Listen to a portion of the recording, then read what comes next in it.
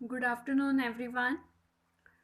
Students, हमने अपने previous lecture में डिस्कस किया था फर्स्ट सी का first topic that is uniform circular motion. तो आज हम डिस्कस करेंगे सेंट्रीपिटल फोर्स। तो इसमें हम स्टार्ट करेंगे जो हमने अभी तक डिस्कस किया हुआ है।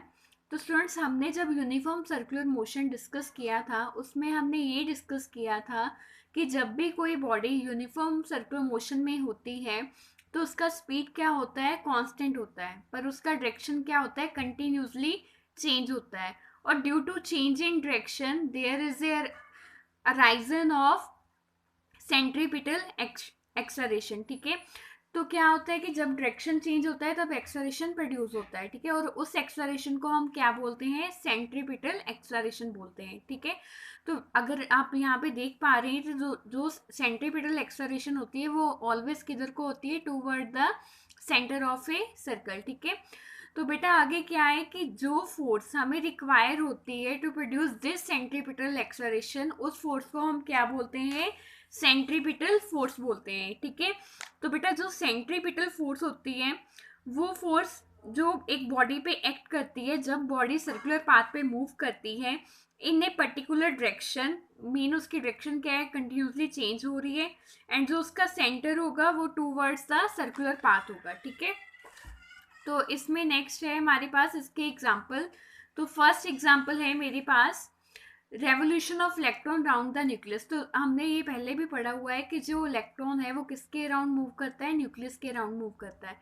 तो बेसिकली जो कोई भी चीज़ अगर सर्कुलर पाथ में मूव कर रही है वो ड्यू टू किस, हमने अभी पढ़ा किस फोर्स से कर रही होगी, सेंट्रीपिटल फोर्स से। ठीक है। और इस केस में जो सेंट्रीपिटल फोर्स अराइज हो रही है वो कौन सी फोर्स कहाँ से अराइज हो रही है, due to electrostatic force. Electrostatic force कहाँ से ऑब्टेन हो रही है, due to interaction between the negatively charge electron and the positively charge nucleus. ठीक है। क्योंकि जो हमारा इलेक्ट्रॉन है और जो हमारा न्यूक्लियस है, इलेक्ट्रॉन हमारा क्या है, नेगेटिव चार्ज, और न्यूक्लियस हमारा क्या है, पॉजिटिवली चार्ज। और नेगेटिव और ये दोनों ये आपस में कौन सी फोर्स एग्जिबिट करते हैं, इलेक्ट्रोस्टैटिक फोर्स एग्जिबिट करते हैं। And due to this force centripetal force come in nature. Okay. Next example है motion of a planet around the sun in an elliptical orbit. तो इस केस में भी क्या है कि बेटा देखो, ये जो प्लैनेट है वो किसके अराउंड मूव कर रहा है, सन के अराउंड मूव कर रहा है। ठीक है। कोई भी चीज ये एक सर्कुलर पाथ में, सॉरी इलिप्टिकल पाथ में मूव कर रहा है। ठीक है। ड्यू टू किस चीज से मूव कर रहा है, सेंट्रीपिटल फोर्स में। और इस केस में जो सेंट्रीपिटल फोर्स हम ऑब्टेन कर रहे हैं वो कहाँ से कर रहे हैं, due to gravitation force of attraction between the sun and planet. ठीक है। नेक्स्ट एग्जाम्पल है motion of moon around the earth. तो हमें ये भी पता है कि जो मून है वो किसके अराउंड मूव करता है, अर्थ के अराउंड मूव करता है। कौन सी ऑर्बिट में, इलिप्टिकल ऑर्बिट में। तो इस केस में भी जो सेंट्रीपिटल फोर्स होगा वो कहाँ से ऑब्टेन होगा, due to gravitation force of attraction between the moon and earth. ठीक है। तो बेटा बेसिकली हमने जो आज डिस्कस किया है वो ये था कि कोई भी बॉडी जब सर्कुलर पाथ में मूव करती है तो उसका स्पीड क्या रहता है, यूनिफॉर्म रहता है। ठीक है। तो वो सर्कुलर पाथ में जब भी मूव करती है किसके अंडर मूव करती है, ड्यू टू सेंट्रीपिटल फोर्स के अंडर मूव करती है। ठीक है। और जो इसका इक्विलिब्रियम होता है, ये कौन सा इक्विलिब्रियम एग्जिबिट करती है, डायनामिक इक्विलिब्रियम एग्जिबिट करती है। ठीक है।